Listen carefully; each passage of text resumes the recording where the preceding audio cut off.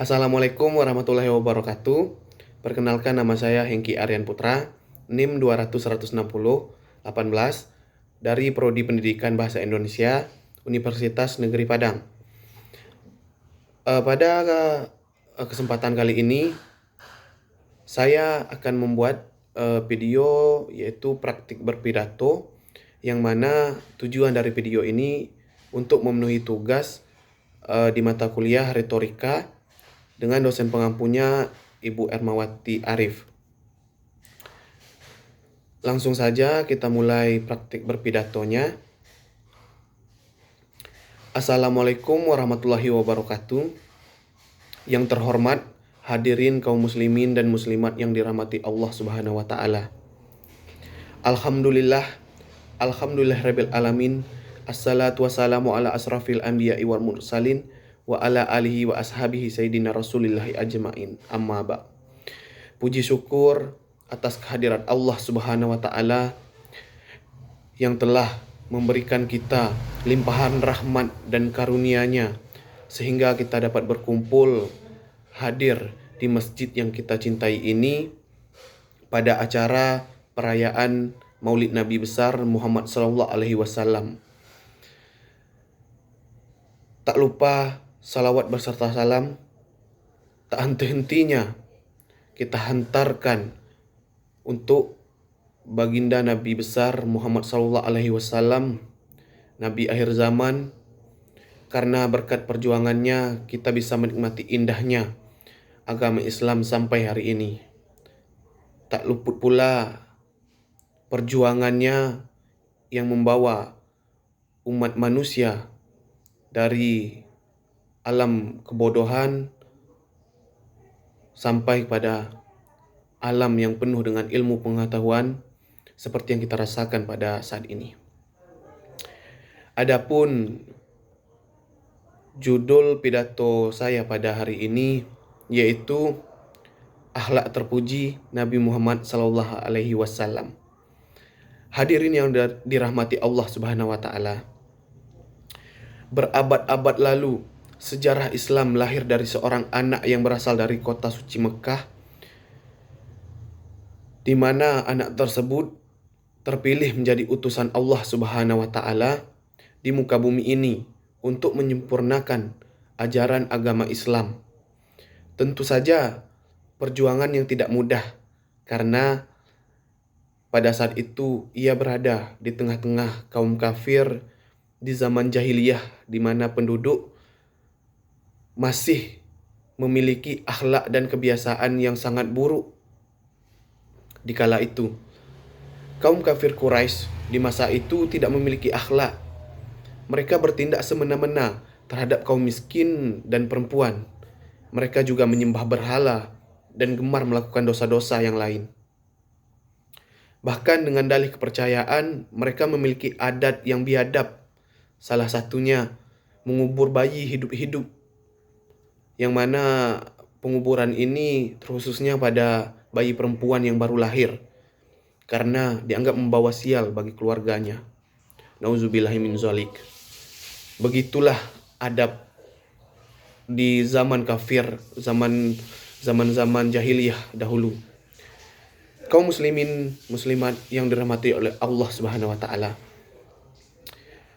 untuk mewujudkan jihadnya di tengah kondisi kaum yang sangat kacau seperti itu, Nabi Muhammad SAW seringkali mendapat penolakan, pengusiran, cemoohan, bahkan tindakan tidak terpuji lainnya. Namun, beliau sangat sabar dalam menyebarkan kebaikan sebagaimana yang diajarkan di dalam agama Islam.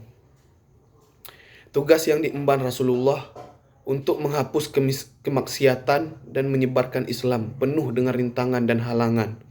Bahkan beliau harus menghadapi beberapa kali percobaan pembunuhan terhadap dirinya, hingga perlahan Islam mulai menyebar dan penduduk Makkah mulai mengikutinya.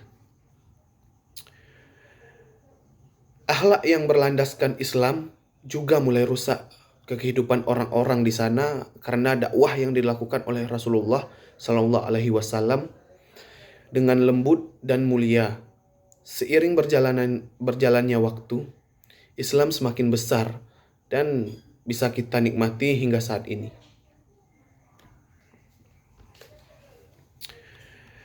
Hadirin yang dimuliakan oleh Allah Subhanahu wa taala. Pada zaman penyebaran agama Islam oleh Nabi Muhammad SAW, banyak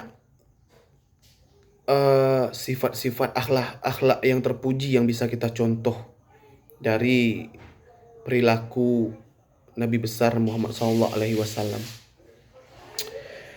Salah satunya ada cerita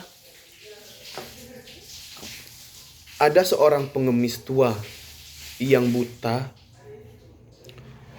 tetapi dia menyembah berhala. Dan pada suatu ketika Nabi Muhammad SAW menghampirinya dan terus untuk memberikan makan, memberikan minum untuk keperluannya sehari-hari, hingga sampai suatu ketika Nabi Muhammad SAW wafat. Datanglah sahabat Nabi Muhammad SAW memberikan makan, tetapi dengan cara yang berbeda.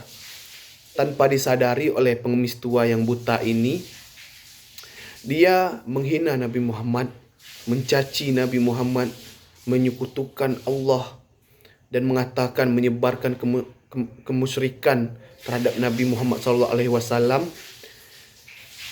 Tanpa dia sadari, yang duduk di sebelahnya itu adalah sahabat Nabi Muhammad SAW. Hingga suatu ketika dia menyuapkan makanan ke dalam mulutnya, dia pun berkata, orang buta tersebut, "Kenapa kau begitu kasar? Tanganmu tidak sama dengan orang yang biasanya menyuapiku." "Iya, memang betul." Terus bertanyalah kembali sahabat Nabi kepadanya tentang Nabi Muhammad. Orang buta ini kembali mencacinya, memakinya, dan menghina Nabi Muhammad SAW. Tanpa dia sadari, kemudian berkata, "Kemana orang itu?" Dan sahabat Nabi Muhammad pun menjawab bahwa Nabi Muhammad telah wafat. Nauzubillah. Itu adalah sebagian kecil pelajaran yang bisa kita ambil, bahwa kesabaran tidak ada batasnya dalam menyebarkan agama Islam oleh Nabi Muhammad SAW. Hadirin yang dimuliakan oleh Allah Subhanahu wa taala. Dari kisah tersebut bisa kita simpulkan bahwa hal yang membuat Islam bisa menyebar sangat pesat dan sangat luas di tengah zaman jahiliyah dan berkembang dengan cepat dengan cara Rasulullah adalah menyampaikannya dengan cara dakwah dan dilandasi dengan rasa perdamaian. Akhlak terpuji yang dimiliki oleh Rasulullah yang lainnya yaitu membuat orang-orang mempercayai bahwa beliau adalah utusan Allah dan mengikuti ajarannya. Saat ini kita sangat beruntung karena bisa menikmati indahnya agama Islam dan bisa menjalankan syariat Islam dengan bebas berkat perjuangan dan pengorbanan yang telah dilakukan oleh Rasulullah SAW dan para sahabat-sahabatnya di masa lalu. Untuk itu, sudah patutnya kita dapat meneladani dan meniru akhlak Nabi Muhammad SAW dalam menjalankan kehidupan sehari-hari sesuai dengan pedoman Al-Quran dan hadis. Karena hal tersebutlah yang akan menuntun kita ke jalan yang dirahmati oleh Allah Subhanahu wa taala dan juga jalan yang diridhoi oleh Allah Subhanahu wa taala. Mungkin itu saja yang dapat saya sampaikan pada kesempatan kali ini. Semoga apa yang kita lakukan hari ini dicatat oleh Allah Subhanahu wa taala menjadi amal baik. Amin. Amin ya rabbal alamin. Lebih dan kurang saya mohon maaf. Yang betulnya datang daripada Allah dan yang salahnya berasal daripada saya sendiri. Maklum, kalau manusia tidak lepas dari khilafan dan kesalahan. Akhir kata saya ucapkan terima kasih atas perhatian yang telah diberikan. Saya tutup dengan wassalamualaikum warahmatullahi wabarakatuh.